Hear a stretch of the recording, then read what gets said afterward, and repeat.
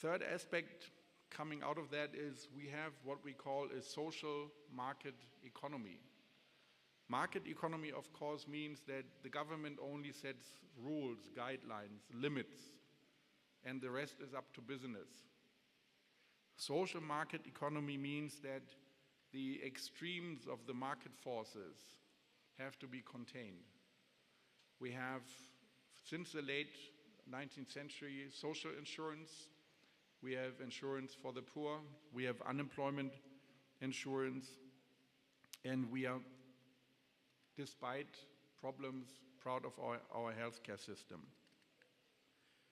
A fourth element, and that is something that changed indeed after World War II, was the issue of property rights. In a dictatorship like under Hitler, nobody was protected from anything.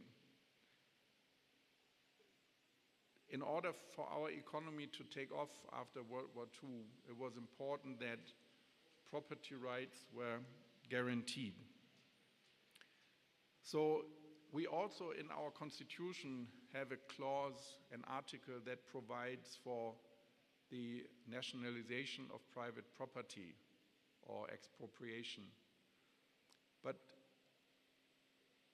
it has to be for a very specific reason that has to do with the public good and not with the national interest. I give you an example. If an airport needs to build another runway and has to buy property that belongs to citizens, he can approach the government, he can ask to get this property, but he would have to purchase it at market cost. And secondly, he would have to follow due process. But that is for a specific reason. Another example in this regard is the situation after the collapse of the German Democratic Republic 29 years ago. You know, we had two Germanys long time ago, but we did have two, West and East. In East Germany, all agricultural land was nationalized by the communists. And they built communist, socialist, agricultural conglomerates. So when the GDR, the German Democratic Republic, collapsed, the issue came up, what would we do now? One step would have been to say, okay, we look for the former owners, some 40 years ago, and give them back their land. But our government at that time decided that they would take all the land, nationalize it, if you will, again, and then sell it. So we don't have government owning agricultural land. All agricultural land was sold to private investors, not only Germans, but also foreigners.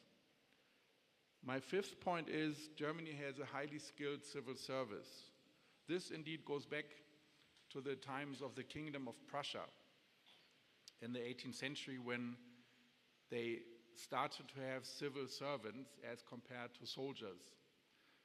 The philosophy in Prussia was that the civil service needed to be paid well, needed to be respected, needed to be impartial, needed to be incorruptible. With the rise of Prussia and the growing influence of Prussia in Germany, that mentality took hold of the whole of Germany. I give you an example. I have an official car. I may use that for private purposes, but I have to pay for the kilometers that I drive. I can't just say, oh, you know, it's government car, it's government money. It's a fixed price that I have to pay. And my administration is very sharp on that, believe me. My sixth point is we have always had, since World War II, a clear division between politics and business. The German mentality is we want our political leaders to focus on drafting laws, on doing good things for the country. We don't want them to mix that with their own business interests. So yes, we have business people in parliament, and that's good. And we have business people in government, that's good. But we want them to divest their business interests from their political work. Next issue is again also a cultural thing. We Germans are very often considered as thinking of ourselves as being problem solvers. So when there is a problem, you tackle it and you solve it and you move on. That may include that you have to tell a colleague or even your boss that something is not working, and that he or she, the colleague, even the boss, might even be part of the problem. That is one reason why Germans sometimes are being considered as because we speak out when we see a problem. But that is part of the success. There are cultures where it is not well regarded if you criticize someone in a meeting. But then you don't discover the problem and you don't solve it. My last point on political and cultural reasons is probably the most important one. And it goes back to the hour zero. Human rights and a strong democracy. Because before Hitler ascended to power, we did have a democracy, we did have a republic, the Weimar Republic, between 1919 and 1939. The fathers and mothers of our constitution looked very hard into the reasons why the Weimar Republic failed. And it failed because there were not enough Republicans, there were too many people still dreaming of a monarchy, and even more problematic, we didn't have enough Democrats who believed in democracy, who believed in the rule of law, who believed that you have a government and you also need a strong opposition, who believed that human rights needed to be protected, which was the second lesson. Under Hitler and the Nazis, human rights in Germany didn't exist. Anybody could be drawn before a court, and those were politicized courts.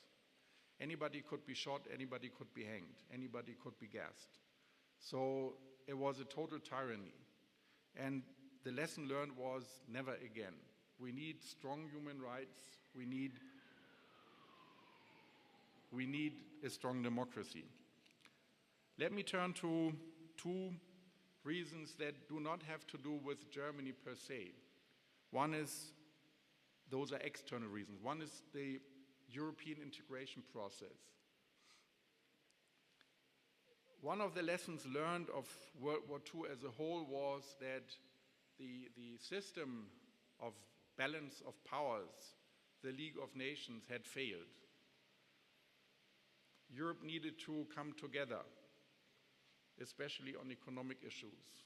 That's why 10 years after World War II, the European Economic Community was founded by 6 countries: France, Belgium, Netherlands, Luxembourg, Italy, and Germany. So that's the nucleus of what is now the European Union.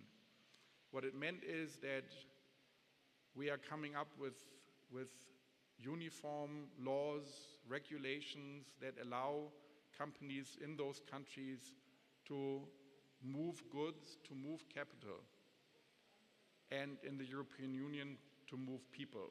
So if I'm German, I don't have to ask anyone for permission if I want to work or live in Spain.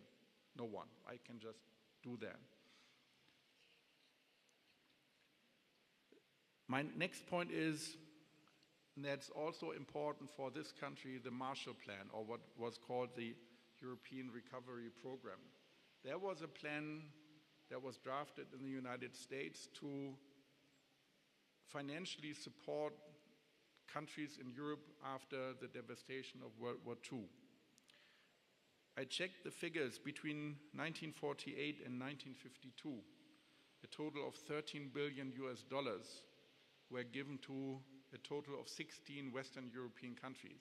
The Eastern European countries were invited, but the Soviet Union refused on their behalf, so to speak, because they didn't want the capitalist American influence in Eastern Europe.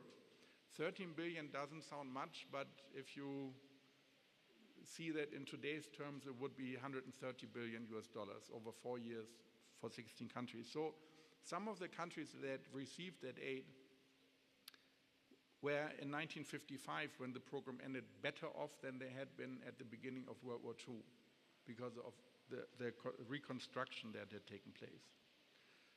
Let me now turn to economic and technological reasons.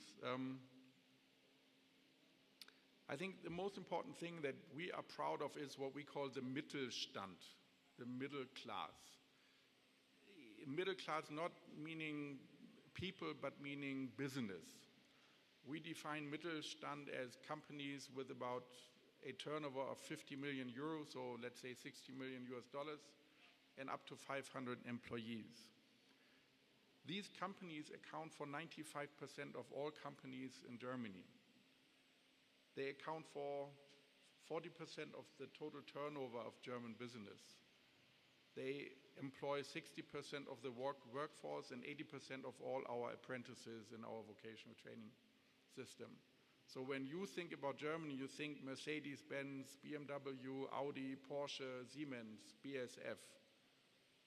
Right, but the core, the spine of the German economy is really the middle class. A lot of research has been done into this Mittelstand. What is the Mittelstand? How does it tick? How does it work? And one argument is there is a common set of values, of core principles, of work ethos, and of management practices.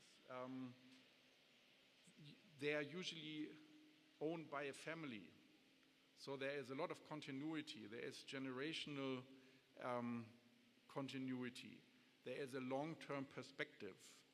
These people don't look at the next quarter when they have to announce their results. They look 10 years, 20 years ahead. They are independent. Usually they are very well financed. They don't need loans from banks. They invest in training in their workforce. They have a high regard for social responsibility, for relations with their employees, and they innovate. Next point I want to mention is the issue of liberalization. Now, liberalization in recent years has had a somewhat negative connotation because it's attached to globalization. But if I may borrow a phrase, Germany is open for business. We have about 2.5 million companies, formal companies, 2.5 million. Roughly 1% are foreign owned, which means 28,000 companies are owned by a non-German. Their influence on the German economy, however, is much larger because these companies account for 22% of the total turnover, which is more than 330 billion euro. They account for 28% of our exports and 43% of our imports. So in regard to international trade, foreign companies in Germany are an integral part of our success. And they employ 12% of our employees, so they are also an important factor for our labor market. Next point, the production base or industry. That's what you think about when you think about made in Germany or cars and machinery.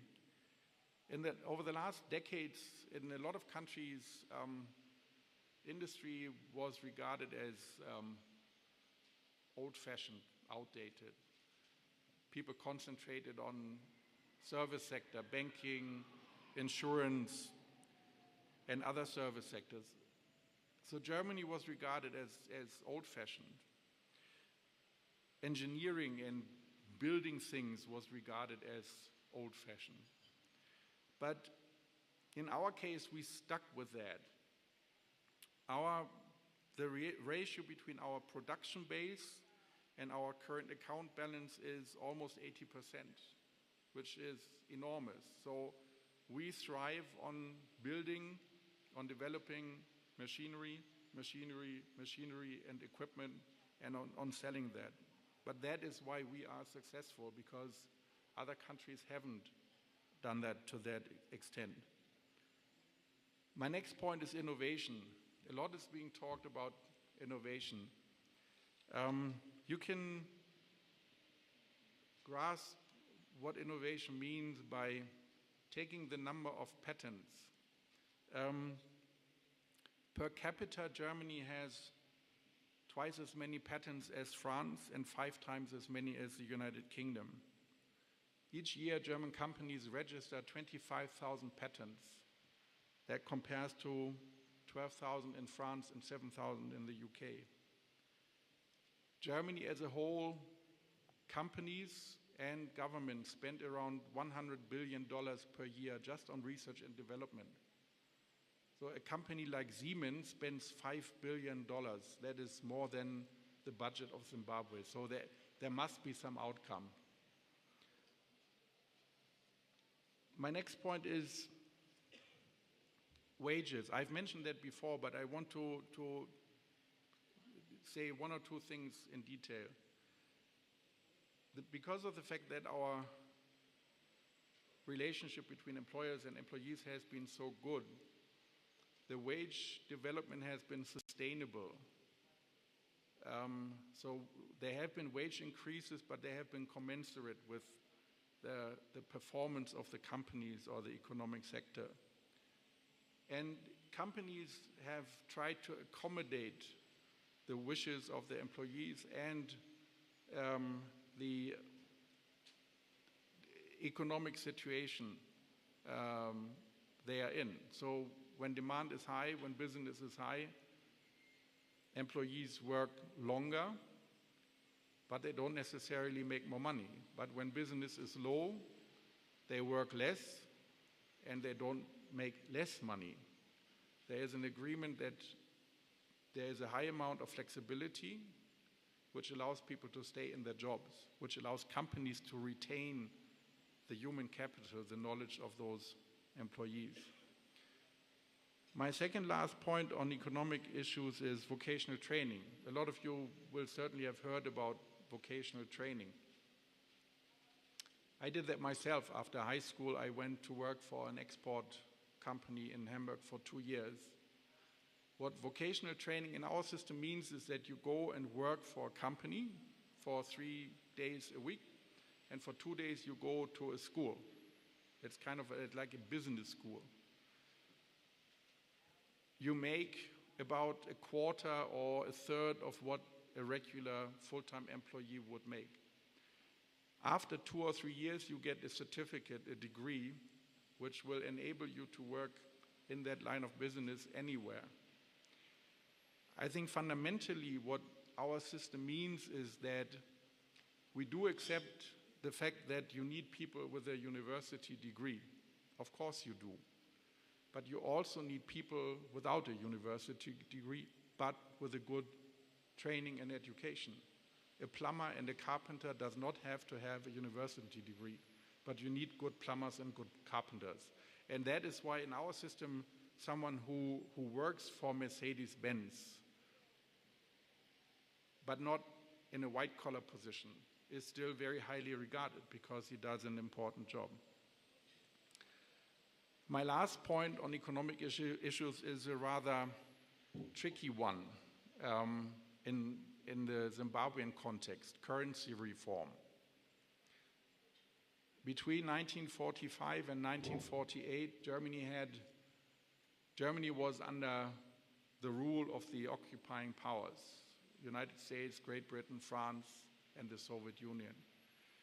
We had the Reichsmark, the mark of the empire, and we had a bond note. But we also had inflation because there was too much paper money and too little production. So the Allies and the Germans who, if you will, ran Germany at that time, decided to introduce a new currency, which became the famous Deutschmark. And that really unleashed a lot of the economic potential of my country, because people started to believe in a currency and they saw that things were moving on. Linked to that was when the Federal Republic of Germany was created in 1949, the creation of a fully independent central bank. In a lot of countries around the world, the central bank depends and works with government. And government can tell the central bank, whether to issue some more money or some less. But in our system, we decided the central bank has to be totally independent, just to focus on the currency stability and the currency supply. Linked with that was that the controls that were in place were piece by piece given up, so that German companies and foreign companies could start changing currencies and moving money around in the country. So what lessons can be learned? That's indeed the tricky part, because Zimbabwe and Germany are somewhat different, but I think there are some that may be useful to think about. Obviously, one aspect is good governance. And since this is the ICAZ meeting, good accountants, good accountability is certainly also very important. Government has to ensure that there is a level playing field amongst companies, amongst actors in the economy. They have to set the rules, and they do have to set rules, environmental rules, labor laws, a lot of rules. But business is up to business. So I think this means that in the case of Zimbabwe, you have to think about how much government do you want? What type of government do you want? What is the reason for having a government, especially in economy, to unleash the potential that Zimbabwe, without any doubt, has? Regional integration. I'm not an expert on SADC. I don't pretend to be, but I also lived in Kenya for 3 years, some time ago, where you have the East African community. And my impression is that integration, the economic integration and political integration in Africa, like in other parts of the world, could be much deeper, to make it easier for people to move around, to make it easier for companies to hire people, to sell goods, to purchase goods. Foreign investment. Foreign investors are coming to Zimbabwe. They are looking at Zimbabwe. But of course, they also do compare investment conditions in your country to what's going on in Botswana, in Namibia, in South Africa. So you have to make Zimbabwe more attractive as it is now. And I think that there is a large overlap and agreement amongst political parties and economic players that has to take place. Property rights. I will not say more on that. That's really up to you to decide, but I think it has become clear that that issue has to be resolved, because investors need assurances on property rights. In Germany, we have a saying. We say a foreign investor is like a very shy deer or a very shy antelope. When they hear a sound, they run away. So that's how it is. When they hear something about regulations or this and that, they get scared. Development support. I had mentioned the Marshall Plan. In the German Ministry of Economic Development, we have just renamed the Department on Africa into the Department for the Marshall Plan with Africa. That is something that the Ministry of Economic Development has developed over the last year, how to have a strategic, comprehensive approach with African countries on how to develop African economies. That is mirrored in the G20. The G20, the leading industrial nations in the world, under German chairmanship last year, developed what they call the Compact with Africa. The idea is to work with individual countries together with the IMF, the World Bank, the African Development Bank, and companies on how to develop economic sectors in Africa. We are working with Ivory Coast, with Ghana, with Tunisia. I have had discussions with government representatives on how Zimbabwe could engage in this exercise, in these compacts with Africa as well.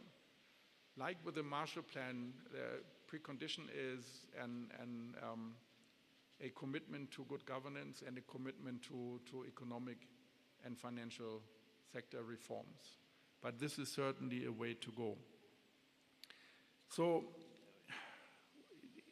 my conclusion is that you cannot really compare Germany after World War II and Zimbabwe now, because again, Germany had the rug pulled away under their feet. And despite the fact that we had still industry in place and we had still people who were smart, the way of doing things was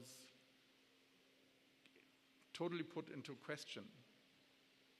People accepted that the way we had done things politically was a complete disaster, a complete failure. So there was general acceptance that we had to turn the page completely and start afresh on the political level, and that is a difference to Zimbabwe,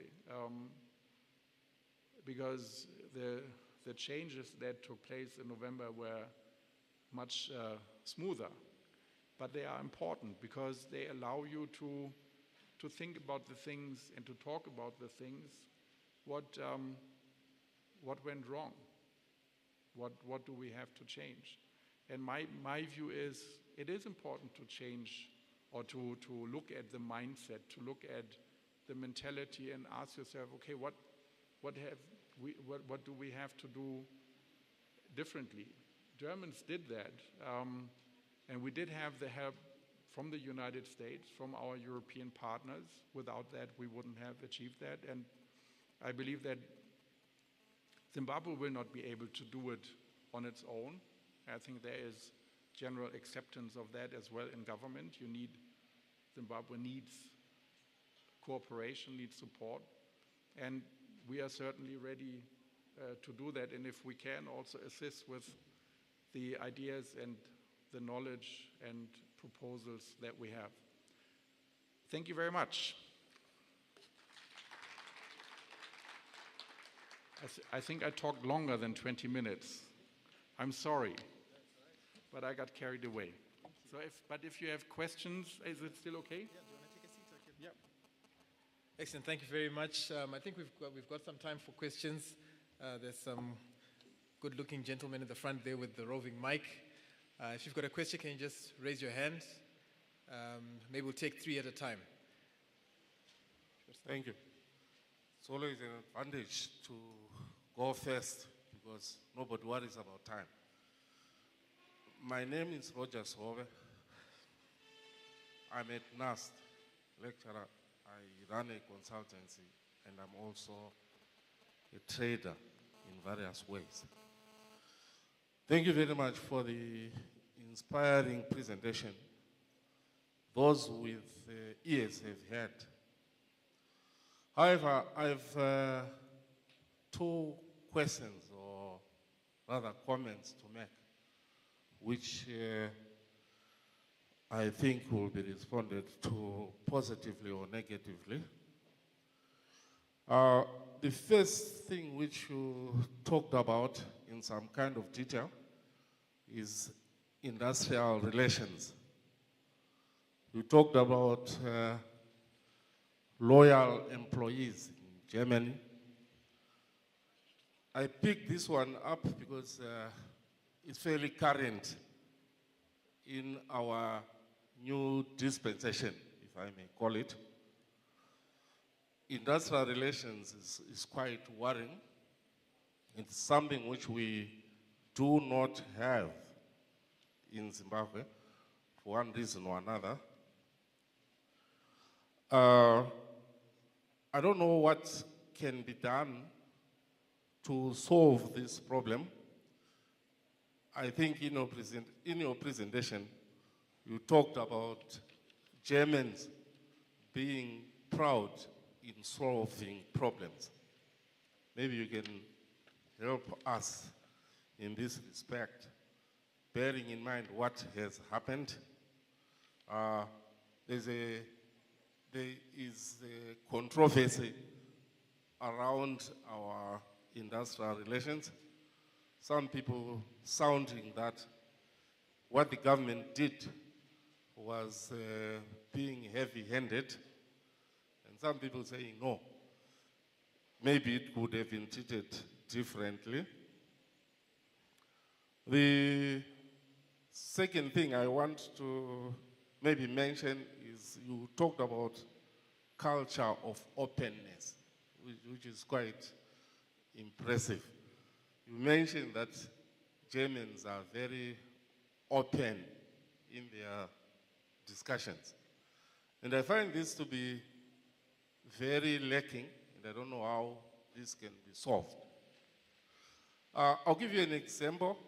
At one point, the Minister of Higher and Tertiary Education came to us to address us as the new person who has come. And also he has said a lot in terms of what he would want to see. And he did quite a lot in terms of removing or amending things like STEM, for instance, bringing in the new culture. And my question to him was, look, you are doing what people have been talking about. You have just come in with a lot of force and vigor. It's not that these policies which are approved at cabinet level, everything is approved at cabinet level. How come these things were approved? And maybe you were not part of it, but the majority were. Why did you not question this and let these things go on and people fight about A, B, C, and the like? Okay, you need to keep your question short. I'm just winding up. Okay. Thank you very much. I'm talking about culture of openness. We don't have that culture as Zimbabweans to question even bad policies. What can we do to improve on that? You are proud of being German, meaning you buy German products. Buy Zimbabwe is the in thing now. Are we really promoting that? Are we buying Zimbabwe as Zimbabweans? What can be done to promote all these good policies which we are talking about? I thank you. Okay. Thank you. Any other questions? I think we want to try and take a few at a time. Is there anybody else with a question? Okay. I've got, is anyone else? Question? Yeah, there's a question at the back there. I've got a question. You spoke about EU integration. The question is Southern Africa integration, do you think it would be beneficial if there was a Southern Africa kind of SADC integration similar to the EU kind of model?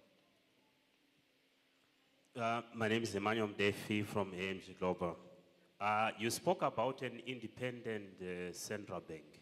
I just wanted to appreciate how you've managed to keep it very independent, because usually most of the states, they want to have some kind of an involvement in terms of how the central bank is run. Can you just repeat your question? Okay, I was saying, You have got an independent central bank, right? How have you managed to keep it independent from how the state is being run, how the bank is being run? Because most of the state or government ministries, they would want to get involved and put their fingers in. Okay.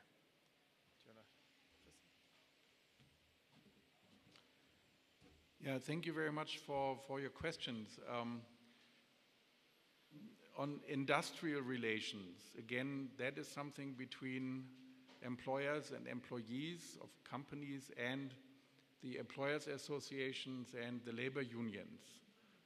The government does not get involved. You have to distinguish that from relations when it comes to civil servants. We have two types of civil servants. One is what we call the Beamte, which is a civil servant for life, who does not have a right to strike. And then we have people who are employed by government on contract basis, and they are allowed to strike.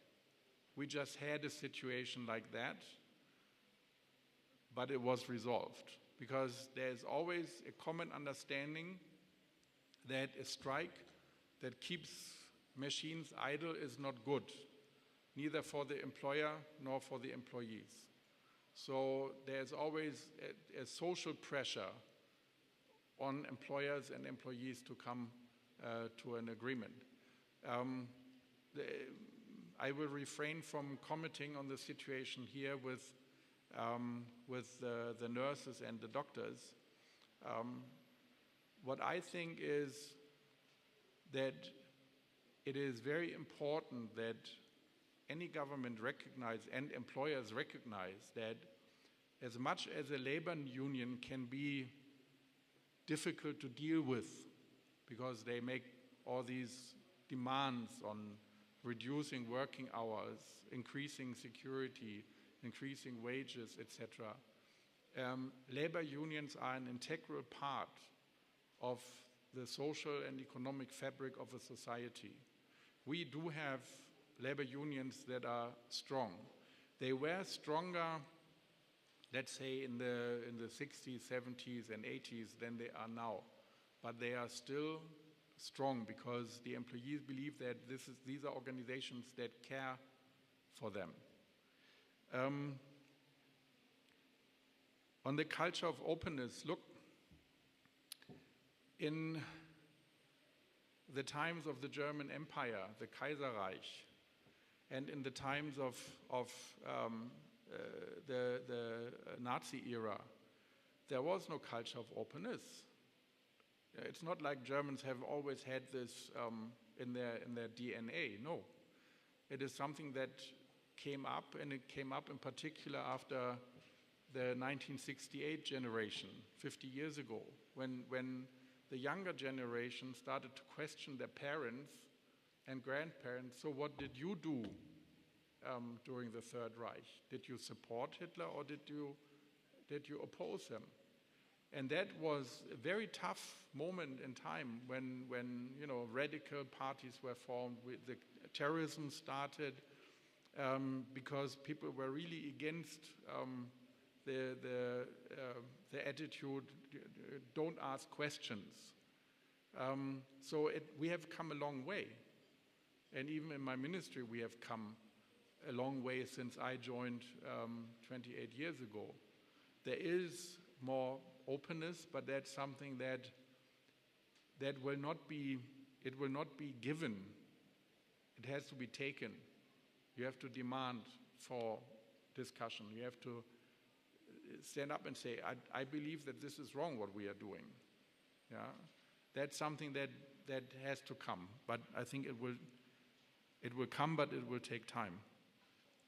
The issue of buying Zimbabwean or buying American or German or British or Russian or Korean.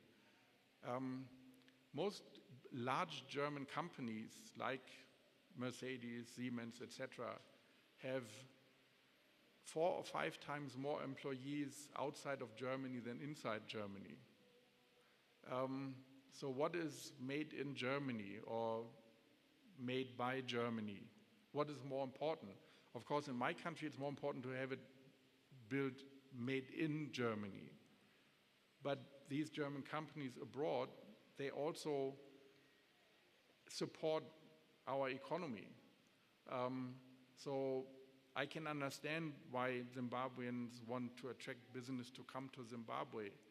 But if you have foreign companies coming here, they will, at least that's the case with German companies, they will employ Zimbabweans. They will produce foreign goods in Zimbabwe. Is that then a Zimbabwean product? Or is it a German product? That's hard to tell.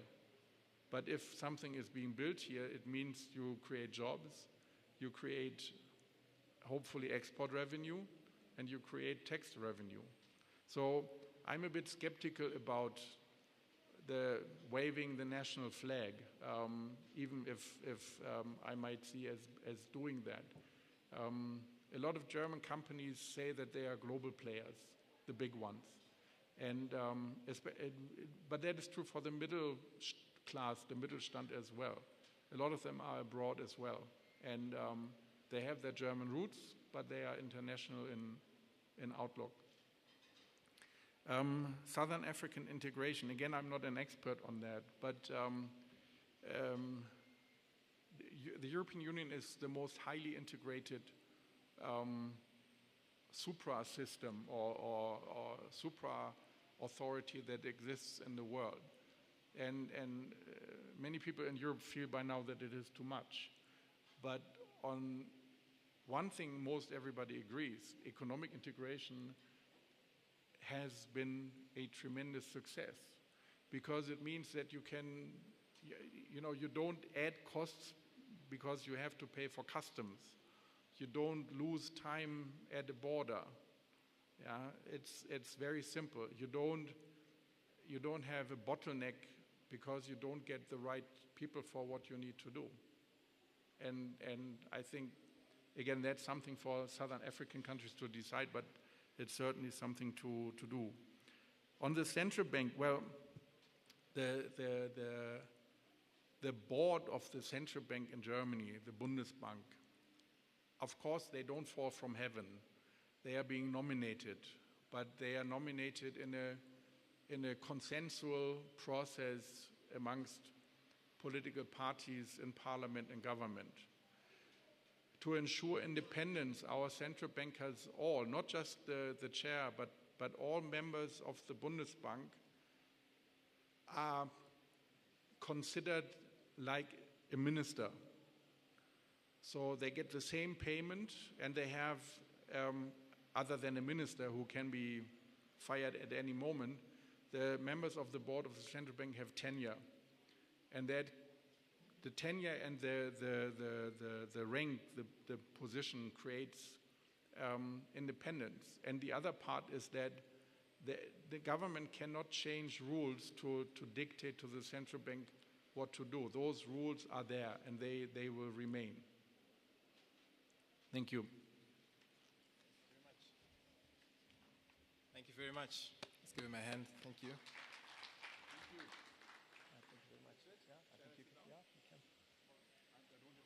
No, you don't. Okay, super. Excellent. Thank you very much, Ambassador. So without further ado, I'm going to introduce the next chairperson of this segment, Monica Chanduru, who's a partner at Ernst & Young, and she will take us to the next segment of our proceedings. Thanks, Monica.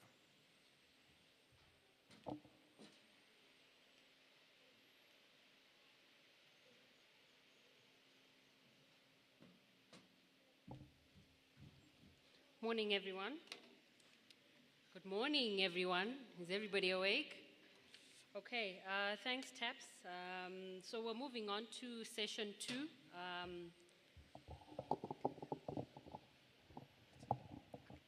So we're moving on to session 2, which is titled Emerging Markets, Unpacking Davos, and What Were the Lessons for Zimbabwe.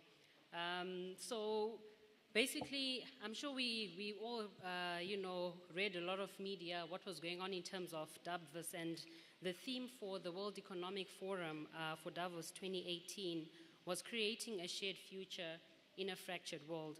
And really, in the Zim context, we are operating in a fractured economy. And if you recall, one of the things that was said by one of the speakers is the three greatest threats to civilization. This was the Prime Minister of India, is climate change, terrorism, as well as the backlash against globalism. So in the Zimbabwean context, I think given the whole re-engagement and the open for business mantra, how do we as Zimbabwe become part of the global community without leaving those who are most vulnerable in our society, who have been marginalized due to the poor economic environment?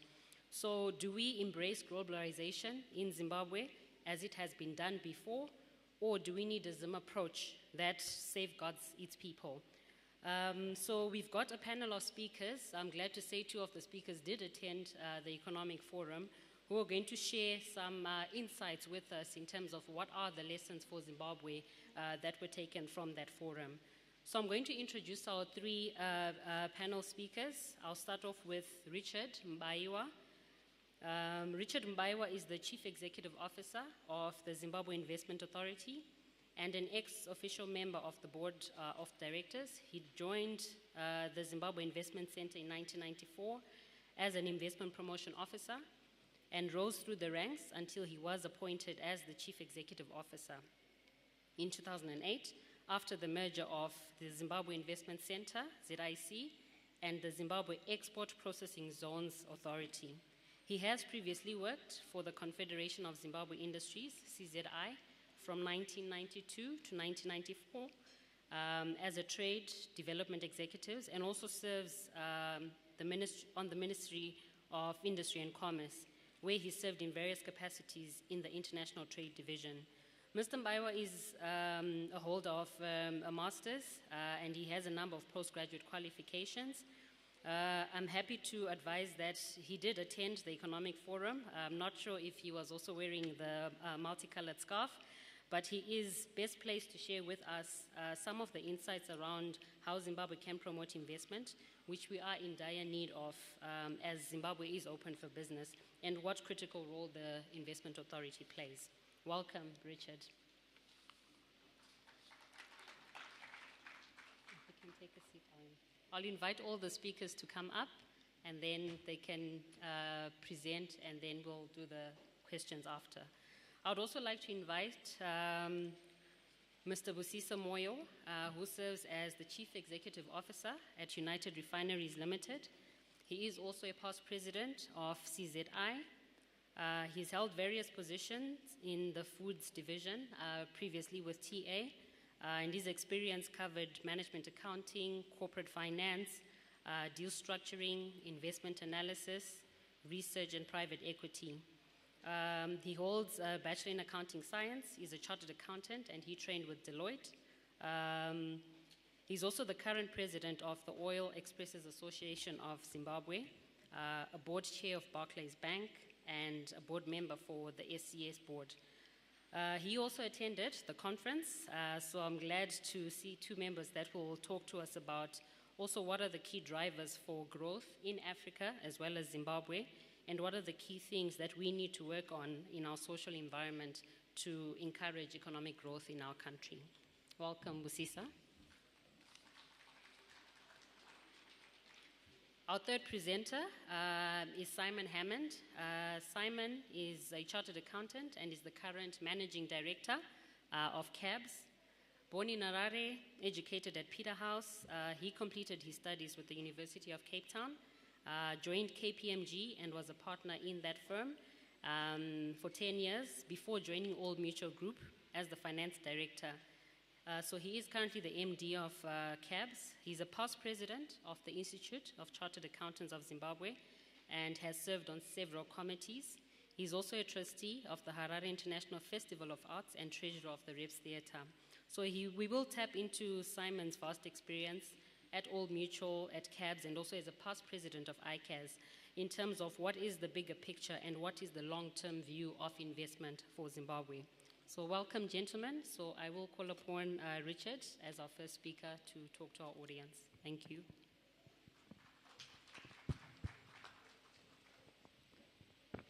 Thank you very much, Madam Moderator, for the opportunity to talk about my personal experience, specifically relating to Davos, but also in general in terms of how we should maximize the attendance at some of these international fora. So what I've been asked to talk about really is to discuss lessons for Zimbabwe, emanating from the recent participation of Zimbabwe at the World Economic Forum, Davos 2018, that was held in January. So why is Davos important? I think it is very important because it came at a time when the country had just entered into a new dispensation following the events of November, which ushered in the current president. And as you may be aware, this was also the first time that the country had been invited at the level of the president to attend the World Economic Forum. So it was important because it gave the country, the president, and the delegation an opportunity to present the country as a viable destination for investment. So I was part of the president's delegation, and I engaged at various fora. As you may appreciate, Davos World Economic Forum is a big event with upwards of 3,000 people participating at the same time. So there will be a lot of events happening in parallel, a lot of side meetings happening. So it's not one of those meetings where you all gather in one place and listen to speeches. There are a lot of things that will be happening at the same time, side meetings and other things happening. So in discussing the lessons learned, I also want to look not only at the Davos experience, but I think also others before and after that, and see what lessons we can learn from this. For example, I also had the opportunity to attend the Africa CEO Forum in Abidjan, Cote d'Ivoire, in March 2018. And we have also had the opportunity to attend Africa Investment Meeting in Dubai and such other fora. So we should take all these lessons.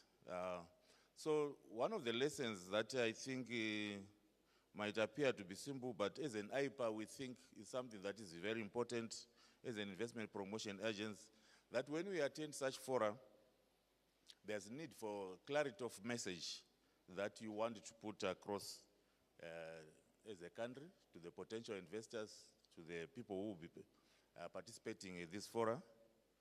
And it is important also that every member of the delegation must be clear in terms of the message that you want to put across, because you don't want to go into a forum and then you are talking at cross purposes. So in our case, I think in the case of Davos, the advantage was that the president had a very clear message, which was that Zimbabwe is open for business. And I think everything was hovering around that. This was coming obviously from the background that we are in a new dispensation and we are changing certain laws and reforming laws such as the indigenization and economic empowerment, which were obviously perceived to be restrictive in terms of how foreign investors could participate in the investment process in the country. So at that time, already a decision had been made to amend some of these and to reform some of the doing business processes. So that message, I think, is the message that was resonating. And I think in that area, we did very well in terms of putting a consistent message. The other issue also, I think, is to do with the marketing collateral. What do you use? Because when you meet different people, I think sometimes you talk, they need to have something that they remain with, that they can refer to. And fortunately, just before we went to Davos, a guideline had just been launched that is called the Investment Guideline and Opportunities for Zimbabwe. But I think the important thing is that while that information was very important, what we also learned is that we need to have information not only in hard copies, but also sometimes we need to have electronic format, because you find that sometimes people don't want to carry heavy baggage. So in that forum, we did not have anything electronic, maybe CDs or flash disks. But having learned that lesson, when we went to Abidjan in March 2018, we actually carried some disks in terms of flash sticks that were branded, that we managed to give out to people who had shown an interest in terms of the events that we held. Because sometimes you give out these things and people throw them away. So it's also important that when you give out literature, you are giving it to people who actually have shown an interest in that. So we learned a lesson, and I think we need to continue to improve on that one. And the other issue also, what I noticed is that when you have a big forum which is being attended by thousands of people, it's also very critical that you have a point of contact as a country where people can refer to, where people can come and ask questions. So it's important that we have a stand or a booth that is well decorated, where people can come and ask specific questions when they see that this is a Zimbabwean booth, and then they can direct their questions. Because sometimes you just be mingling and people might not know who you are, where you are from. Of course, I think in Davos, one thing that was there is the scarves for those that had them. But some of us didn't have those scarves. Those who had them were very much visible. And then the fourth issue that I think is important is also that it's important to have a country-focused event where people that have a specific interest in your country can come and listen to developments, listen to the opportunities, and have an opportunity to ask questions. Because, like I said, these forums, there will be hundreds of countries being represented. So when you have a side show where you have your own specific event, it attracts the right people who have got an interest in yourselves. And for example, in Davos, yes, there were a number of sessions dedicated to Zimbabwe with the panel discussions, interviews, etc. But also, if I may talk about Abidjan, the CEO Forum, we actually managed to have a business breakfast for Zimbabwe, which attracted investors that were interested in looking at opportunities in Zimbabwe. There were presentations and questions and answers. So it was very, very key to the whole participation at that event. And we also had a session dedicated to doing business in Zimbabwe. Again, it was well attended. It attracted people who had specific interest in Zimbabwe. So what it means is whether there are thousands of people attending that forum, but if you have 20 or 30 coming to attend your specific event, then it means those are the people that you focus on. Those are the people that you'll be able to follow up on in terms of even when you come back to say, okay, you attended this event, what can we provide you with further information, what is the way forward, etc. And if you get 5 or so out of those, then you will be good to go. So lastly, in terms of the lessons learned, I think one of the most important lessons is that at such forums, it is always important to include the private sector as participants, because I've seen that in the past when presidential delegations or government delegations were going out to attend meetings, it was mostly made up of politicians and civil servants. But when you have the members of the private sector, it's very important because those are the people who can now interact with the investors from a practical point of view. They operate in that environment, they operate in the economy, and investors have more confidence actually hearing from the private sector players. Like in Davos, I know Mr. Moy was there, and many other private sector players, bankers, and other captains of industry. The same happened in Abidjan. So it is very critical that when we have this fora, we include the private sector. And I want to think that as a country, we are now in the right direction. I know that previously we never used to attend these forums with the private sector. So in a nutshell, I think those are the lessons that we learned. But just to answer the other questions that I was asked to look at is, what have we not done effectively in the past? I think all those things that I've mentioned, the way we've done them in the past has not been effective. So currently, we are still learning. We can still improve on them. We need to do more in terms of showcasing our investment opportunities. I have attended the annual investment meeting in Dubai. When you look at the stands or the country presentations that will be there, it's quite amazing. It costs a lot of money. I appreciate that, but sometimes it's worth the while, rather than you just go there and no one is noticing you. So I think we've not done very well in that respect in the past. And of course, we've not, like I indicated earlier on, done well in terms of taking the private sector when we go to attend such events.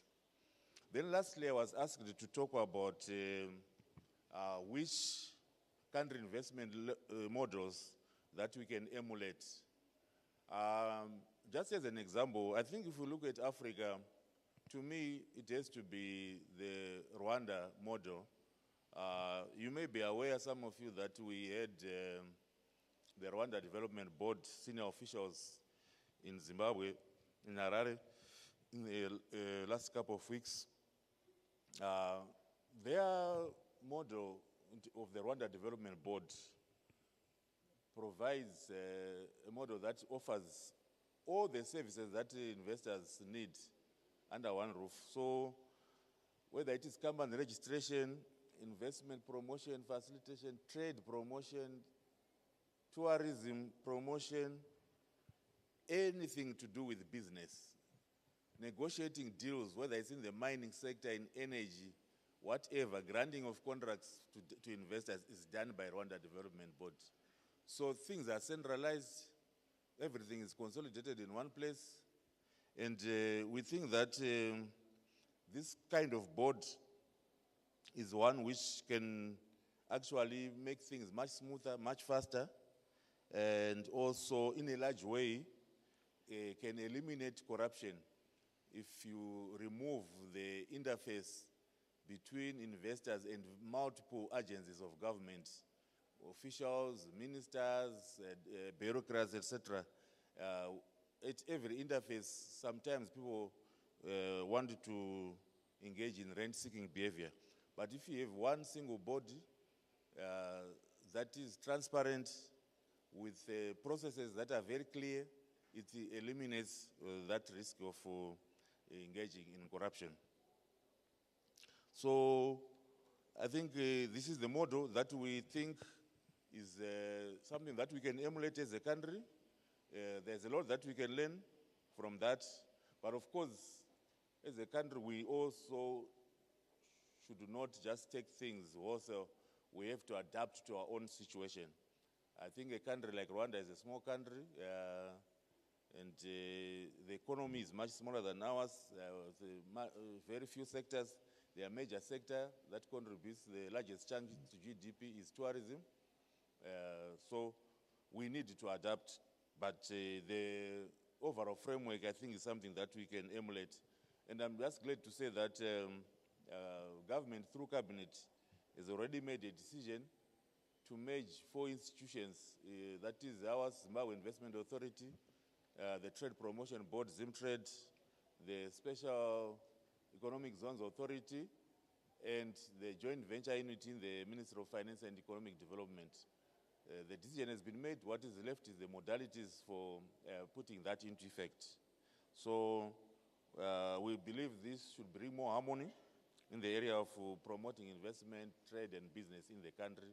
And we wanted to look forward to that model, which I think we can continue to develop and improve upon as we effectively promote investment in this economy, which is open for business. Thank you, Madam Moderator. Thank you. Thank you, Mr. Mbaiwa. So for burning questions, I will allow questions at the end. So if you can just jot down your questions, and we'll allow the panel to answer the questions at the end of their presentations. So I'll also now invite Busisa Moyo for his presentation. You're welcome to present from where you are or to come up to the podium. Okay, thank you, Madam Chair. Good morning, ladies and gentlemen. Just a correction, I caught some of the things in the introduction. I'm not the chairman of Barclays. I have a chairman who is Anthony Mandiwanza. So I just need to be careful in case there's a Barclays colleague here who might report me. So thank you, ladies and gentlemen. My presentation is going to be very short in terms of I've been given three headers to make my presentation. The first one is 5 key drivers for growth for Africa and how Zimbabwe can ride the wave. I think a lot of these questions have been asked before, so a lot of the things that I'm going to say, fortunately or unfortunately, are not new. You've heard them before, but I will merely point them out. The first area I think that is going to be a big area for Africa is obviously infrastructure. I think infrastructure is a key area, and everything runs on infrastructure. And I think there are big opportunities in infrastructure in Africa. And Zimbabwe is no different. I think that we have to exploit our regional position. I think our rail and road links to northern markets, connecting the southern ports of Durban, Richards Bay, and the eastern ports of Mozambique to the rest of the continent on the left of us, I think is a very important opportunity that we haven't fully invested time in.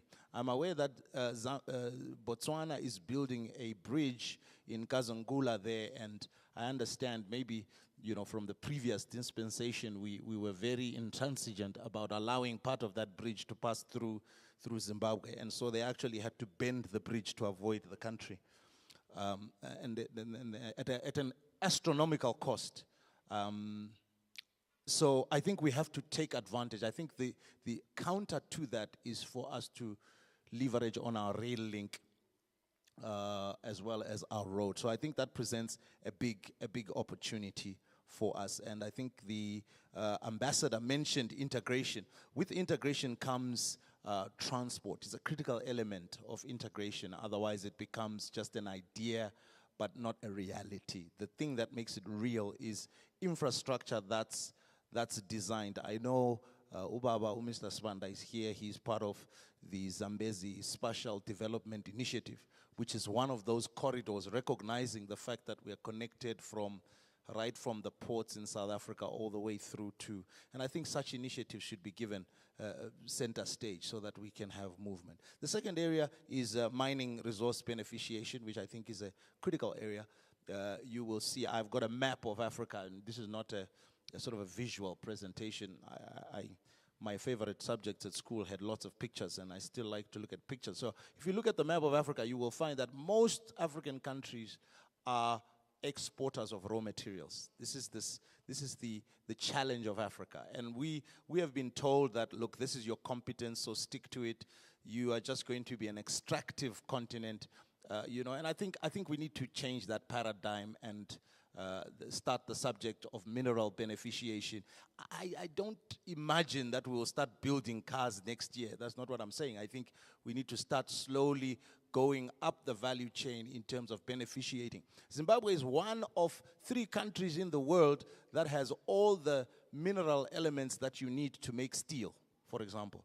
And yet we are importers of steel, yet we are not exporting any steel. So these are some of the conundrums or the opportunities that are available on the African continent. And I think Zimbabwe is no different. We have the iron ore, we have chrome, we have nickel. And so we need to start. I'm glad that plans have started. Wambaiwa will confirm on Zisco steel, which has been a perennial discussion. You know, we've discussed it for a long time. And the opportunity, the world is moving on. You know, materials also change and markets close, so maybe steel won't be as popular. That's the danger of waiting. And then some other mineral will come in and replace steel, and then we find ourselves having to start again. Fortunately, we have lots of minerals. We have platinum and all the others, a full gamut of minerals. But I think we need to start going down the continuum of value adding, beneficiating, value-added component exports, and things like that. I think we need to start that conversation. It was not a subject in Davos, but I think looking at Davos, this is where I see an opportunity. The third area is population. Africa is you know, going to be 2.3 billion in the next 35 years. I think this presents a big opportunity because these people will need food. They will need to be fed, and nutrition is going to be important. So there will be twice as many people in Bulawayo, twice as many people in Harare, and so on and so on. If you break it down and start to ask yourself, what does that mean, and what opportunities does it present? Because the rest of the world is planning for that population. They are planning to sell you cell phones. They are putting it in their demographic forecasts and doing needs analysis of what they can supply. So I think we in Africa need to be alert to that. And I think in the area of organic foods, which are becoming popular, companies like Whole Foods in America and even Tesco in London, they're starting to have big sections on organic foods. And Africa is very, especially here in Zimbabwe, we are very strict about a non-GMO policy, but we don't get paid for it because we haven't marketed it. We haven't pitched our agricultural products as being GM-free. But I think a big opportunity also exists, colleagues, in the foods, in the animal meat protein segment as well. Our beef, our poultry, I think there are big opportunities there. But of course, agriculture, the center stage issue is land title. And I hope that we will pick this up. I know that ICAZ held another meeting to do with land title and land tenure issues. I merely point this out, that it's central to growing agriculture. Leasehold title, this is a personal view. It's not the views of CZI. My president is here. I can see him. He will talk to what the CZI position. This one is a personal position that really the preference is to have freehold title as opposed to leasehold title, because the banking sector and banking sector colleagues are here. They have not confirmed that these 99-year leases are bankable. So we continue 96% of the land in Zimbabwe. 96% is untitled.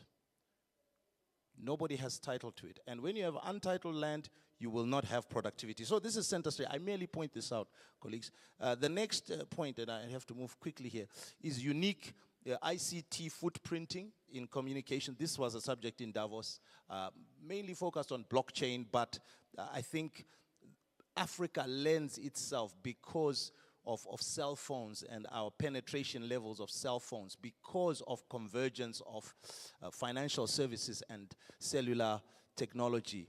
We lend ourselves, we have a big opportunity to actually leverage and provide services, not just for the continent, but for the rest of the world as well. So I see a unique footprinting there. And then general services is my fifth area that I see a big opportunity, that we can leverage our human capital. There was a report out yesterday showing diaspora remittances. Zimbabwe was not on the list, unfortunately, colleagues, but Uganda was remitting $1.63 billion in diaspora remittances into their country. So I think it's the way that the world is going because of globalization. The diaspora interface needs sort of a, I can only think of strategy, sort of a strategy around how do we interface, harness diaspora opportunities. We have engineers, artisans, accountants in country. Instead of them going out, can we not be a back office, accounting office for the rest of the world, seeing as we've got such brilliant, wonderful accountants? And actually use the ICT, which is the opportunity I mentioned earlier, to interface with the rest of the world and change the model from your conventional, if I don't like Zimbabwe, I have to leave and go and live in a place that's very cold. Sorry, Ambassador. In a country that's very cold and I don't get on with the weather. But maybe we need to think outside the box. There's a thinking that's now in strategy called blue ocean strategy. In other words, you create a new set of dynamics. And I think we need to start looking at our services industry, engineers, artisans. They are going to Australia in droves. And we probably need to see how, as private sector government, we work together to create. Colleagues, I must move on. My next point was 5 things we need to work on for our social environment to, I beg your pardon, 5 things we need to work on in our social environment to encourage growth. The first point I have under this one is allowed, and I agree with Wambaiwa, he's speaking as somebody who's half government, half private sector. So he's in an enviable position, actually, because he can talk both languages. So allow broad-based private sector players to lead initiatives that create employment and improve efficiency. This is very important. And I'm glad the Minister of Industries opens most of his speeches by saying all these initiatives must be private sector led. It sounds like a broken record, but I think it's of the essence that government is there to create an environment for private sector players to thrive. And government doesn't have to do it itself. I think the tendency, my father used to say this, but I've discovered it was not good advice. I love my father, but it was not good advice. He says, if you want to get something done, do it yourself. I don't think it always applies. I think that government has to allow private sector, go through the pain of getting your private sector to work cohesively with government rather than saying, look, if private sector won't do it, we will do it as government. I think that may be retrogressive and may slow things down because private sector never goes to elections, but politicians do. I mean, it's just a reality. I'm not saying it in a negative way. I'm just pointing out that private sector will always be there. The company that my colleagues and I has been through Roy Welensky, Ian Smith, Abel Mzorewa. It's still there. So I think it's good to have private sector being the custodians and government providing the environment for private sector to thrive. I think it's a very important point. The second point, colleagues, is to implement agreed policy positions with pace. I think pace is going to be important where we are going because we are behind in a lot of ways. All the initiatives, we've got lots of blueprints. I'm sure Wambaiwa is sitting with a lot of blueprints. You've seen them all. Zimpressed, all these blueprints and white papers, blue papers, we've got them. I discovered that you actually in Zimbabwe, you don't have to create any new subjects. You just need to ask a few people, and it's already been done. This is an amazing thing. But the challenge is pace. Pace of implementation, pace of execution. Even on things that we agree on between government and private sector, you find they take a long time. So I think we need to work on that. The other area, Wambaiwa mentioned, I think that we need to balance between PR, public relations, marketing, branding, and on-the-ground nuts and bolts. I think we need to have a balance between those two, because you can overmarket a product, and when people get to the product, they are disappointed. It's equally as bad as having an unknown product. We need to work on the product, our internal. It must take a shorter time to register for VAT, for example. If you want to register for VAT, it should be a quick process. This is somebody who wants to pay you collect VAT on behalf of government. I think it should be made easy, light, so that we don't have investors coming in to then tell us something we all know. That we need an efficient system. I think we need to work on the product. My concern personally is that the product, the internal processes are still not quite there yet. And it would be good to get those in order. The judicial system to recover claims. There are still people that are owed money, who invested. They talk to other people. But because they're still waiting for a court case to be heard and so on and so on. So a judicial system that's efficient in collecting outstanding claims. These are just points that I bring out, but there's a lot of work internally we need to do. The Companies Act, I know Mr. Tapiwa Chizana has done a bit of work. Business Rescue, Companies Act, revamp. We're told it's in the pipeline, But that Companies Act is old. It's from the 60s, and it's got issues. It's no longer relevant. So we need that. We need to work on that, and we need to put our energies there. Then when we go and market, somebody comes and finds a Companies Act that's seamless, relevant, current, with global best practice. The last one is to map a clearer path to our own currency. We need to have a clear plan with regards our currency. It mustn't be done in isolation. I'm glad the governor has already said that it will be done at the proper time, and there should be targets, monetary targets, reserve targets, productivity and fiscal targets. But I think it must be put out there. And this is work that probably as private sector would encourage government to do, to start targeting what is the path to getting our own currency back. This is very important, from productivity, from export competitiveness, from the forex problem, the cash crisis which we have, which people are facing every day. Last point is, which country models excite you and would we emulate, or should we emulate? I don't have one country. Mr. Mbaiwa, I'm envious that you picked one. I struggled to pick one. I have about 5 countries. So my first one is Ethiopia. Ethiopia, because of their animal husbandry industry and what they've been able to do with it in terms of export competitiveness. It's a case study worth reading. If you see something in economics on Ethiopia, it's worth reading. With assets like Cold Storage Commission here in Bulawayo and around Zimbabwe, in fact, because we used to audit CSC at Deloitte in Masvingo. So it's all over. This is a national asset. People, when they talk CSC, they think it's a Bulawayo company. No, it's actually a national company. It's a national asset. And so I pick Ethiopia as a key place to emulate. They also have strong special economic zones, one in Addis called ICAZ, which is a very strong case. Rwanda, which has already been mentioned by Vambaiwa, but for different reasons. The austerity, government, small government, tightly managed, efficient, ICT, they promote gender. I think in Rwanda it's 50-50. There's no 30% quota, nice to have you. It's 50-50. And our demographics show that we are 50-50. So I think we need to start working on gender issues before we have issues. The youth. The third one is Botswana.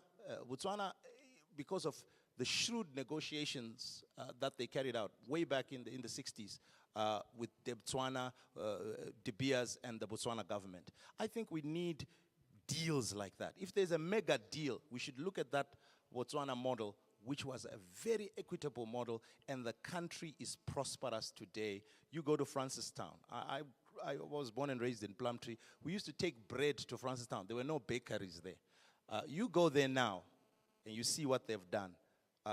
That's what you get when you have shrewd negotiations around key resources that you have. And I think Zimbabwe needs to follow. China, special economic zones.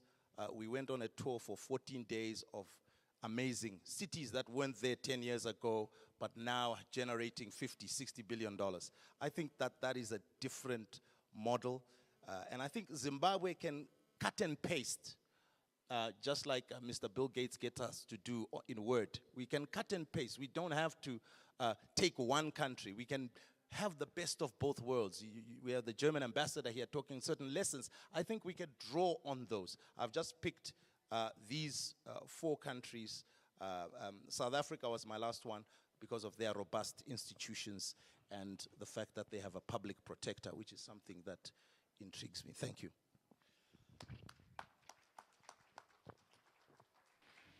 Thank you, Musisa. And I'm glad you mentioned gender. I wasn't sure whether to say this, but if you recall at Davos, for the first time in its 48-year history, there were 7 co-chairs and all were female. The likes of, the IMF, president, and it's exciting to see that sort of participation. So it's also important to think about, what are we doing also as business to encourage participation or female participation. So I'll also then hand over to Simon to give us his talk, and then we'll move on to questions. Thank you, Madam Chair, and good morning to everyone. I guess you could call it a disadvantage to talk number 4 of people who are circling around a fairly similar theme, because a lot of the points have already been covered. Makes the fact that I have to stick to within 10 minutes a lot easier, though, I would say. I think it's also an encouragement that what we need to do is pretty obvious. If all of us are more or less agreeing on what needs to be done, we don't say, yes, we're not Germany, and Germany isn't Zimbabwe, but on the other hand, there are a lot of parallels, a lot of lessons we can learn. So I think it's really encouraging that we know the blueprint, let's get on and do it. And I can only endorse that, let's speed things up. I'm hugely encouraged about the decisions on indigenization. Should it have taken 3 or 4 months for Parliament to meet and pass it? I seem to recall when the Greeks wanted more money, they had to pass their laws by next Wednesday, or else they wouldn't get the money. That's the sort of speed we need to be implementing these sort of things, not at our own leisure at this stage. I was asked to sort of talk about the longer-term investment climate. Do we have the building blocks to create a sustainable economic growth and a prosperous future for Zimbabwe? Of course we do. We have the land, we have the resources, both mineral and tourism. Do we have the people? Yes, we do. They're not here at the moment, but we have plenty of resources, human resources to draw upon. There is more work we need to do in terms of training our own people appropriately, though, as well. Do we have the capital? Absolutely not. I think we have $8 billion in deposits locally, of which roughly $4 billion has been lent to the government. Is it still there? You be the judge of that. But I think we can all think of 4 or 5 projects that would eat up all of that $8 billion in capital that need to be done within this country: energy, roads, etc., etc. So we need that capital from outside. We need that investment. And we're never going to solve our forex problem unless we get that investment. So how to mobilize, how to make us truly open for business and make it a reality, not just a slogan. I would say let's enable those investors, and again, circling on a theme. It doesn't necessarily mean disable the bureaucrats, but it sort of does. Because every gateway you make an investor or anyone go through, there's an opportunity to levy a toll on that person, whether legal or illegal. Doesn't really matter. It's still another encumbrance, another cost. So I'm again hugely encouraged that we're centralizing further within the Zimbabwe Investment Authority, or whatever it may be called, that ability to get us through those gates without any hindrance. Respect for property rights. His Excellency spoke about those earlier. We've made a start on land, 99-year lease. I can only agree, it's far from perfect. Leasehold can be made to work. I think it's more or less working in Zambia and places. Personally would prefer freehold as well, but if we have to have it, let's enable it. Let's make it a document that is truly bankable. It's too long, it's too complicated. There are too many ifs and buts still in the existing document. It hasn't been fair on the old farmer. Equally, it hasn't been fair on the new farmer. They haven't been given anything of substance to enable them to go farming and raise capital to do that. We need to get that truly in place. Mining rights need to be sacrosanct. They're clear rights that are attached that cannot be removed. Similarly, companies, I think we've taken those steps. Coming back more to my field, Financial transparency, financial discipline, I think are absolutely critical at this stage. In terms of the fiscal, the budget, I think we have a budget each year. I am encouraged in one way that Zimra is meeting its targets and in fact exceeding its targets of raising money. I feel possibly a little over aggressively at times, but nevertheless, if we have a budget, we have to raise the revenue. Equally, we must not spend more than we have budgeted. And it does continue to trouble me that whatever you might think of command agriculture, about export incentivization, etc., it needs to be budgeted. I'm still not totally clear where that money comes from in totally, and it needs to be absolutely transparent. Likewise, the currency markets. I think again we've already had reference to it. I don't think it breeds trust on any side when there is control of those currency flows that they go. I know there's distrust from the central authorities of the banks, whether they are prioritizing the right sectors, and equally there is distrust, I think, of central government and authorities when money goes in there, and suddenly airplanes pop out of the woodwork or something like that. If there's transparency, that there's a clear plan what's happening, I think fair enough. Whether you agree or disagree with those decisions, at least it's very clear. So I would really call for greater transparency. Let's return the market to the currency, even if it isn't an immediate switch back to a local currency. We need to take those measured steps that have already been spoken about. But we need some more market-related means of allocating that currency appropriately, so that the exporter gets the full reward of their endeavors and the importer pays the appropriate price to focus their minds on really whether they want to bring in those Ferrero Rocher chocolates or whatever is a priority to them. If they have to pay the price, then fair enough. I think with relatively limited tweaks to the financial sector, I believe that it can be a force to enable the growth of business. Finally, just on the regional side, I would really endorse further regional cooperation, ease of doing business through our borders and so on.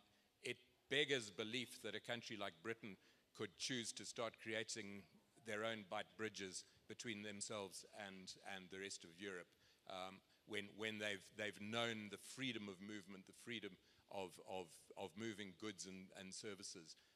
We need to go in absolutely the opposite direction on that one. So I have great hope for the future. We've stated our case. Once that genie is out of the bottle, I don't think it can be put back, and we can only go forward. We just need to accelerate the pace. Thank you. Thank you, Simon. So I'll now open the panel for questions. I think we've got a roving mic. So I'll start off with 3 questions. If you can just introduce yourself, and please just make sure you indicate who the question is directed at so that our panel can prepare to respond. Any questions? Thank you. My name is Jonathan Dube, Competition and Tariff Commission. I hope my question will be directed at Simon or Usisa, at least. I know as a country we are playing a catch-up game, but I haven't heard, we are talking of emerging markets, I haven't heard how the cryptocurrency issues are being dealt with in this country. Do they really operate in this country? Do we really going to embrace them at some point or whatever? So my issue is about the cryptocurrency issues in the emerging markets. Thank you. Thank you. Another question?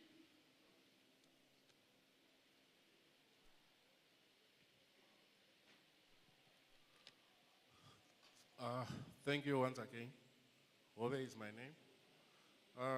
I think I've got 2 questions directed, one to Richard.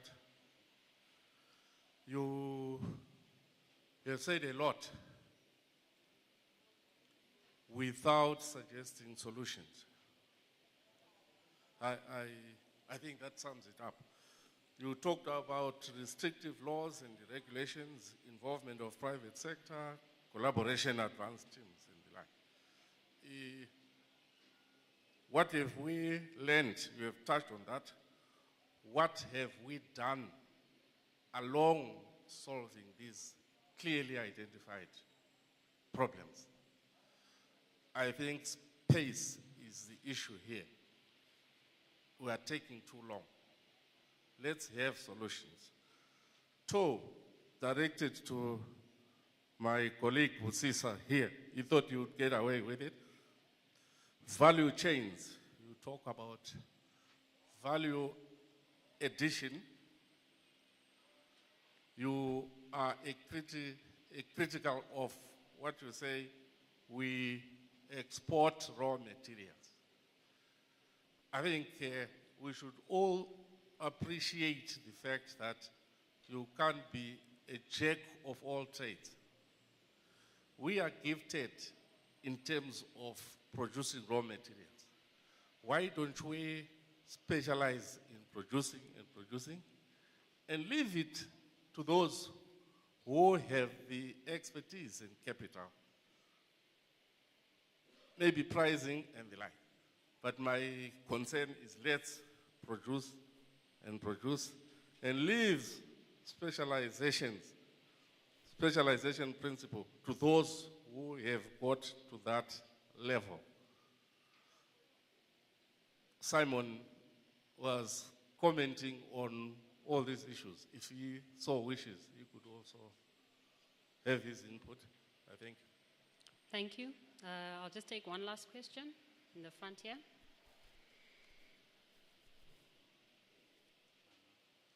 Good morning. I am Tatenda Muriro from EY. I think my question is directed more to Richard. I think it's got a government inclination. I think a lot is being said, and there's a lot of optimism with regards to economic recovery. But I think there's something that is not really much talked about, the legacy debt. I think we've got a huge debt with the multilateral institutions, and we are finding it difficult to get lines of credit in order maybe to boost our internal processes and also to get balance of payment support. So I just wanted to find out if there are measures in place to make sure that, because we know this is a challenge that is going to be ongoing. I think the negotiations have been going pre-2009 and a lot of back and forth. How are we going to come around that problem to make sure that we can accelerate growth in spite of the fact that we have this huge yoke that is on our necks, that is the legacy debt? Thank you. Thank you. So I'll allow the panel to respond to the questions, starting with the one on currency situation.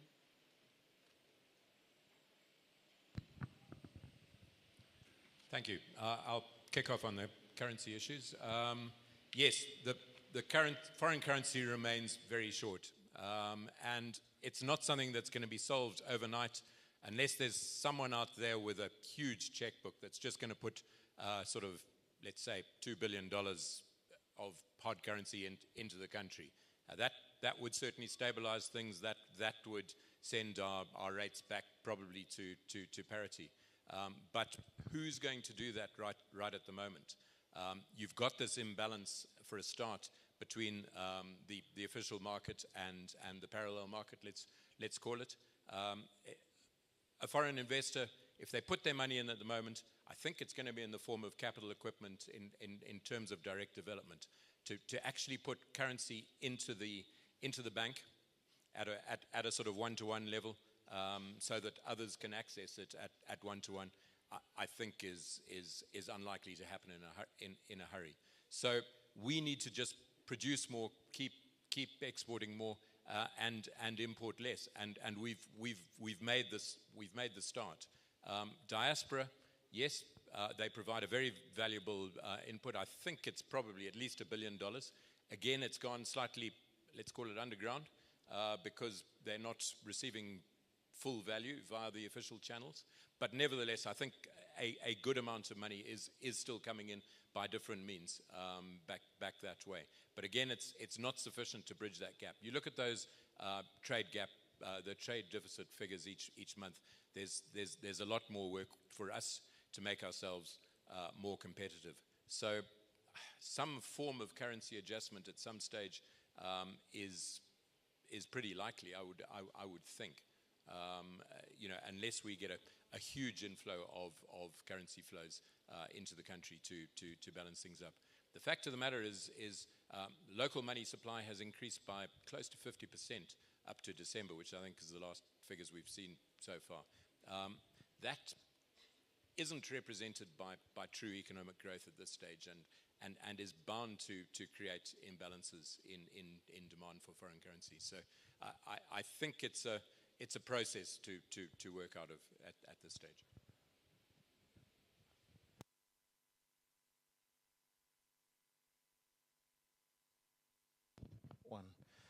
So on the issue of currency, I think it's not an easy one to tackle. But what I was asking for there was just a clear map. It helps to have a clear map. Why? Because of confidence. One of the biggest issues we had, more so in the last dispensation, this new dispensation has more confidence in it. People are more confident in the political structures, whether it's a feeling, perception, whatever the reasons. I won't get into that, but there's more confidence. But there's still some work to be done in terms of confidence. And so you will find that, the sources of currency here, exports is the primary one, and someone has mentioned that. Exports are a primary one. And let's look just below the first tier. How do exports come about? A company has to be export competitive to generate exports. If your costs are high, you cannot generate exports. I can tell you there's a lot of mining companies, manufacturing companies, agro-processing and agricultural companies, just primary production, that are not export competitive because of the cost base. Our cost base in dollars is very high. You go to Malawi, you do South Africa, Botswana, I was there over the weekend. The costs, just if you look at costs on par, you will find that a manufacturer here pays 40, 50. Mr. Dumisani Swanda is here. He was involved in a study, a cost driver study that was launched by government in October 2014, which showed that Zimbabwe is 45% more expensive than its regional peers. That was then, and the rand was still strong. With a weaker rand, it's even worse. So we've got a problem. So we're not export competitive. And this is where your issue, you've hit the nail on the head, that surrounded by these regional soft currencies, what is our chance of generating or increasing exports from 4 billion to 6 billion or 7 billion? Because people think that, you can just say, let's export. No, nobody does that. This is capitalism. At the heart of capitalism is profit. If it's not profitable to do it, nobody will do it. It's just as simple as that.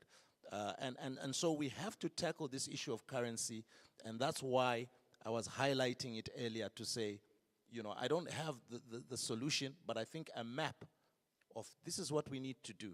We've suggested, I saw Deputy Minister Mukupe the other day also now saying the rand may be an option. Let's look at the whole multi-currency system itself and say, isn't it time to make some choices that are supportive of industry and for exports? And I think that debate needs to be had, and some research work. People like Dumisani Swanda and other colleagues, Dr. Chigumira, this would be a good exercise to start delving into, and perhaps ICAZ could actually commission some sort of research so that it's not based on feelings, so that we're going on some hardcore research on currency options and a roadmap, and then we can all lend our support to that. I know CZI is doing some work on it as well. There was an issue of value chains. Look, I think, you are absolutely right. That's what my economics professor, who was a Harvard guy, a Harvard doctorate, said. He taught me that, trade makes everyone better off. you trade, you stick, specialization, competitive advantage, all that, absolute advantage. We went through the lessons. But I think there's some dangerous assumptions that we're making. First one is that Africans among themselves are able to specialize. Some of us can pick things that we specialize in value addition. Specialization is not a preserve. Where I have issues is where it becomes a preserve. And if you look at the history of this export of raw materials, it has not been a good story. And I don't want to go too much into it. I mean, the accountants in the room will tell you about profit shifting, base erosion. All that has been done on account of Africa, you stick to extractive. It has not been fair. It is not viable for us to continue doing that. If it was fair trade and it was genuinely fair, I'm in a value chain called the soya value chain. In Zimbabwe, we have started to have discussion because we realized that along the value chain, somebody was making a killing at the expense of other players in the value chain. And as a result, farmers were not planting soyas because maybe we as oil expressors wanted to pay the lowest. That is not fair. The farmer will simply move out. It's also an economic law. Chapter 1, people respond to incentives. There is no incentive for Africa to continue exporting raw materials right now. There is none because we are not creating the jobs. The companies that are extracting are not local companies because you said in your statement it was an assumption that it's us that's extracting. No, it's not. It's multinationals coming, extracting, and playing around with the profit. That's why you have base erosion, profit shifting. So the story has not been good. You can read the Mbeki report on that. There's a full research on that. Big disincentive to continue specializing in raw materials. Ghana has been exporting cocoa for the last 200 years. I mean, something is not right there. The whole Swiss chocolate industry, a large chunk of it is based on cocoa from, look at Switzerland, look at Ghana. I've been to both places. And so we have to, this is an elephant in the room, and we need to start having these hard conversations. Maybe we can change the conversation to fair trade. I'm willing. Maybe the solution is to trade fairly. You probably would say, let's negotiate better and stick to our competence. Well, let's see whether that works. So in the absence of that, we need to start taking a chunk of our own local raw materials, value adding them. Can we add value to all of them? No. Can we do it forever? No. But there will be some. If we start the journey now, we start to look at some, whether it's catalytic converters for the platinum industry, which I've raised with colleagues. These are not subjects that I'm grandstanding here. I've raised with the big guys like Alex Membere and said, look, and they have views about it, but I think the journey needs to start. You can't have all these platinum mines sending platinum, catalytic converters adding value, earning margins of 2 times. I think this is where we have an issue about remaining extractive. We are also finding ourselves exploited in the process. And so that's why we are having these conversations of what can we value add, what can we work on to improve our margin so that it's viable for us to continue in these extractive industries. That's the argument, at least the preamble to the argument. Okay. 2 questions for me. The first one from Mr. Owe. I take your point that the lessons learned, of course, have to be followed up with the solutions. Obviously, what I was highlighting is that we learned some lessons and we are implementing and making recommendations where we think we are not doing the right thing. For example, you mentioned about the involvement of private sector in terms of playing a role in initiatives for leading growth. Definitely, that is something that is being done now. If you look at all the delegations now that are going out, mostly you will find that they are representations of the private sector. When the president went on a state visit to China, there were about 80 members of the private sector. And I will tell you that this never used to happen. So the lessons are being learned and they are being put into practice. but there's need for continuous improvement in those areas. Then from Tatenda, there was the issue of the legacy debt. Yes, I think it's an issue. Obviously, it's an issue that I'm not an expert in, but what I can just say is that there are measures in place, obviously, to come around that problem.